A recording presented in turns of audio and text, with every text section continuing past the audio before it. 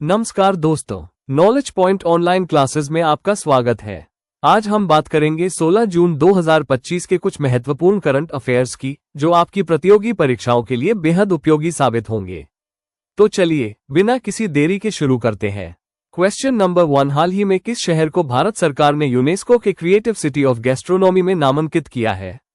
Kolkata, B Patna, सी Lucknow, D Varanasi. इसका सही जवाब है सी, भारत सरकार ने लखनऊ शहर को यूनेस्को के क्रिएटिव सिटी ऑफ गैस्ट्रोनॉमी में नामित किया है। यह नामांकन लखनऊ की समृद्ध पाक विरासत और व्यंजनों को वैश्विक मान्यता दिलाने का एक प्रयास है। लखनऊ के विशिष्ट व्यंजनों जैसे तंदूरी, कबाब, बिरयानी और शाही टुकड़ा को इस नामांकन से विशेष पहचान मिलेगी।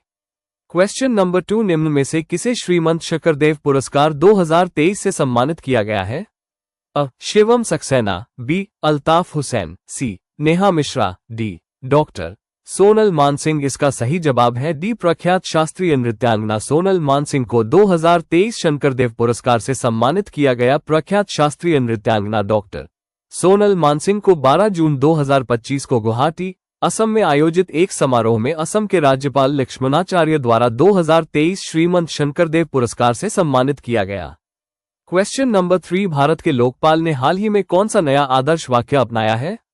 न्याय सबके लिए, बी पारदर्शिता और ईमानदारी, सी नागरिकों को सशक्त बनाएं, भ्रष्टाचार को उजागर करें, डी भ्रष्टाचार मुक्त भारत। सही जवाब है सी, नागरिकों को सशक्त बनाएं, भ्रष्टाचार को उजागर करें। हाल ही में भारत के लोकपाल ने एक नया आदर्श वाक्य नागरिकों को सशक्त बनाएं, भ्रष्टाचार को उजागर करें अपनाया है।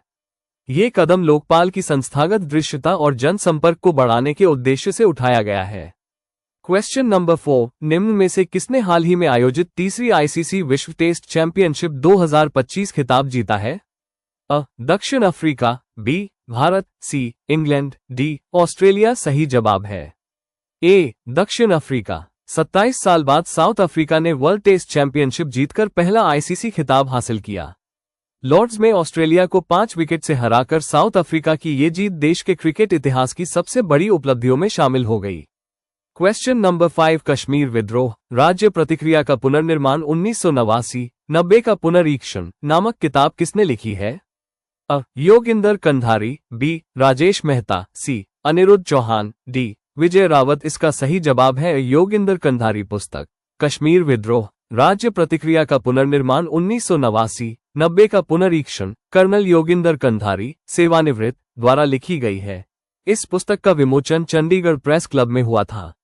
ये पुस्तक 1989-90 के कश्मीर विद्रोह के दौरान राज्य की प्रतिक्रिया का विश्लेषण करती है। कर्नल कंधारी ने आतंकवाद विरोधी अभियानों में अपने अनुभवों के आधार पर यह पुस्तक लिखी है। पुस्तक का विमोचन पूर्व सेना प्रमुख जनरल वीपी मलिक ने किया था।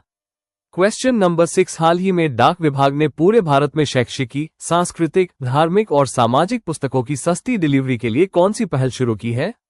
ज्ञान मेल, बी ज्ञान एक्सप्रेस, सी ज्ञान पोस्ट, डी ज्ञान होस्ट। इसका सही जवाब है सी ज्ञान पोस्ट। भारतीय डाक ने पूरे भारत में सस्ती दरों पर शैक्षिकी पुस्तकें और सामाजिक सांस्कृतिक साहित्य पहुंचाने के लिए ज्ञान पोस्ट सेवा शुरू की।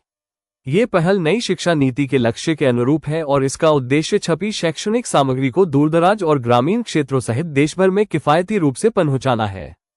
क्वेश्चन नंबर 7, प्रधानमंत्री नरेंद्र मोदी ने अपनी 3 देशों की यात्रा के पहले चरण में किस देश का दौरा किया है?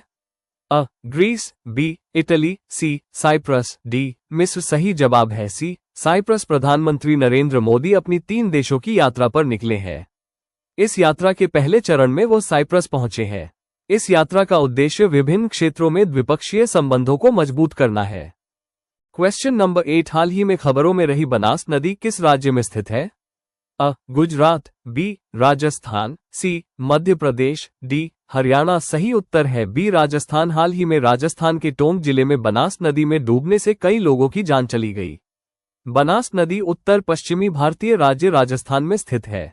यह अरावली पहाड़ियों में कुंभलगढ़ के पास से निकलती है और उत्तर पूर्व की ओर बहती है।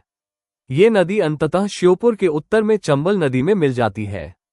क्वेश्चन नंबर 9, विश्व रक्तदाता दिवस हर वर्ष कब मनाया जाता है? 14 जून, बी 1 जून, सी 31 मई, डी 11 जुलाई सही जवाब है। हर साल 14 जून को विश्व रक्तदाता दिवस पूरे विश्व में एक जागरूकता कार्यक्रम के रूप में मनाया जाता है, जिसका उद्देश्य सुरक्षित रक्त और रक्त उत्पादों की आवश्यकता के बारे में जागरूकता बढ़ाना तथा स्वैच्छिक अवैतनिक रक्तदाताओं को उनके जीवन रक्षक रक्तदान के लिए धन्यवाद देना है। इस वर्ष 2025 विश्व रक्तदाता दिवस की थीम है रक्त दे, आशा दें, एक साथ हम जीवन बचाते हैं। क्वेश्चन नंबर 10, 15वीं दक्षिण एशियाई बॉडी बिल्डिंग और फिजिक्स स्पोर्ट्स चैंपियनशिप 2025 में भारत के लिए एक स्वर्ण और एक रजत पदक किसने जीता है? अ. मीराबाई चानू, बी. विनेश फोगाट, सी. हिलांग याजिक, डी. लवलीना बोरगोहेन। सही उत्तर है सी. हिलांग याजिक। अरुणाचल प्रदेश की हिलांग याजिक ने भूटान की राजधानी थिम्फू में 11 से 15 जून 2025 के बीच आयोजित 15वीं दक्षिण एशियाई बॉडी बिल्डिंग और फिजिक्स स्पोर्ट्स चैंपियनशिप में भारत के लिए इतिहास रचते हुए एक स्वर्ण और एक रजत पदक जीता है। उन्होंने महिला मॉडल फिजिक 155 सेमी स्पर्धा में पहला स्थान हासिल किया। तो दोस्तों, ये थे आज के 16 जून 2025 के टॉप 10 करंट अफेयर्स क्वेश्चंस, जो आपके एग्जाम की तैयारी को और मजबूत करेंगे। अगर वीडियो पसंद आया हो तो लाइक करें, शेयर करें और चैनल को सब्सक्राइब करना बिल्कुल न भूलें। कमेंट करके जरूर बताएं कि आपको ये वीडियो कैसा लगा। धन्यवाद। जय हिंद।